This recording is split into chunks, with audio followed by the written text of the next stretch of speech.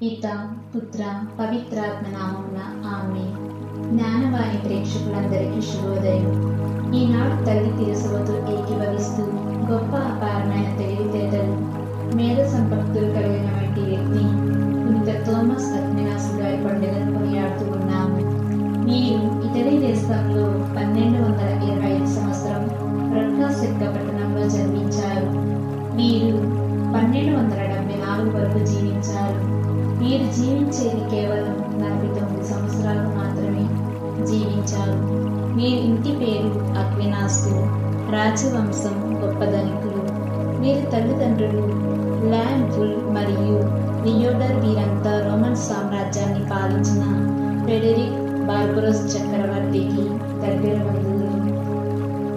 Thomas Aquinas గారు 5 సంవత్సరాల ప్రాయంలోనే విద్యాభ్యాసం బెనడిక్ట్ ఆశ్రమంలో కొనసాగించారు. అక్కడే 9 సంవత్సరాలు గడిపారు. 1239లో ఇటలీ నెపోలి విశ్వవిద్యాలయంలో చేరారు. ఉన్నత విద్యలకై అక్కడ డొమినిక్ గురువులతో పరిచయం ఏర్పడింది. అక్కడ పెద్ద చాన్ గారు అక్వినాస్ గారిపై ఉన్న చదువు, శ్రద్ధ, సాత్వికత, పేదరికం, ఆప్యాయత వారిని చూసి మగ్గులైనారు. ఆ విధంగా డొమినిక్ సభలో నోవిస్గా ప్రవేశించి తన 18వ ఏటనే అంగీని ధరించి డొమినిక్ మఠ సన్యాసిగా తొలి ప్రయాణం చేశారు. ఆనాటి కాలంలో డొమినిక్ గురువులు భిక్షాటన చేసేవారు. చాలుగా భోజనం చేసేవారు. ఉపవాసం ఉండేవారు. తాను కుమారుని ఈ పరిస్థితుల్లో చూసి అవసరం లేదని దీక్ష విరమించమని తల్లిదండ్రులు ఒత్తిడి చేశారు. అలా ఒక కోటలో బంధించి 2 ఏళ్ల పాటు వారిని దండించారు. కానీ ఒకరోజు డొమినిక్ సన్యాసులకు కంటపడి ఆ కోట నుండి తప్పించుకున్నారు. ఆ కోటలో ఉన్నంతకాలం ఒక మఠవాసుగానే జీవించారు. వారు ఆ కోటలో అరిస్టల్ రచనలు, గొప్ప క్రైస్తవ పుస్తకాలు రచించారు.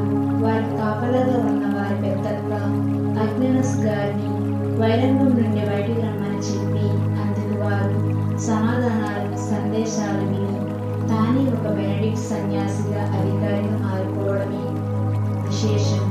క్రీస్తు శకం 1245లో ప్యారిస్ యూనివర్సిటీలో ప్రవేశించి వీరి విద్యను కొనసాగించారు. పిమ్మట కొలంది పీఠాధిపతి చేతుల్లో వీరు అభిషిక్తులుగా ఉన్నారు. దైవ శాస్త్రంలో నిష్ణాతులు కావడానికి ప్యారిస్ విశ్వవిద్యాలయానికి పంపబడ్డారు.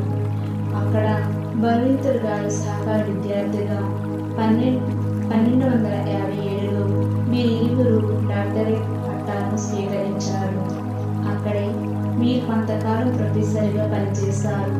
వారి బోధనలలో యథార్థత, స్పష్టత, ప్రేరణ, క్రొత్తదనం కల్పించేది. అందుకే వేలాది మంది విద్యార్థులు అభిమానించేవారు. క్రీస్తు శకం 1259లో ఇటలీకి వెళ్ళారు. ఎన్నో విద్యాలయాల్లో బోధించి రోమ్ నగరంలో బోధించారు.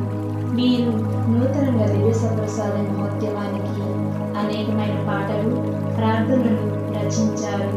స్త్రీ సభ పెద్దలకు ఎప్పుడూ ఎదురు చెప్పేవారు కాదు. వీరు కథోలికకి వేదాంత యువరాజుగా గుర్తించబడ్డారు. వీరు ఏదైనా రాయాలంటే ముందుగా ప్రార్థన చేసి దేవునికి సమర్పించేవారు. అలాగా మే నెలలో జరగబోయే లియోన్స్ క్రైస్తవ మహాసభలకు వెళుతూ రేయర్స్ మీ పట్టణంలో తీవ్ర అస్వస్థతకు గురైనారు. కొందరు నాణ్యులు సేవలు అందుకుంటూ 1274 మార్చి 7వ తేదీన పరలోక భాగ్యం అందుకున్నారు. వీరి మరణ వార్త విన్న పుణ్యలోని వీరి గురువైన వారు పునీత ఆల్బర్ట్ గారు కన్నీట పర్యంతమయ్యారు. 22వ జాన్ పోప్ గారు 1323లో థోమస్ అక్వినాస్ గారిని పునీత పట్టం ప్రసాదించారు. థోమస్ అంటే కలవలో ఒకడు అని అర్థం. ధ్యానాంశం: విధేయత పరిశుద్ధత్వం కంటే మిన్నైనది మరియు ఇతర పుణ్యాల కంటే కూడా ఘనమైనది. భ్రాతృత్వానికి ప్రీతిపాత్రమైంది. దైవిష్ట ప్రసాదాలలో ఉన్నతమైంది. ఇవి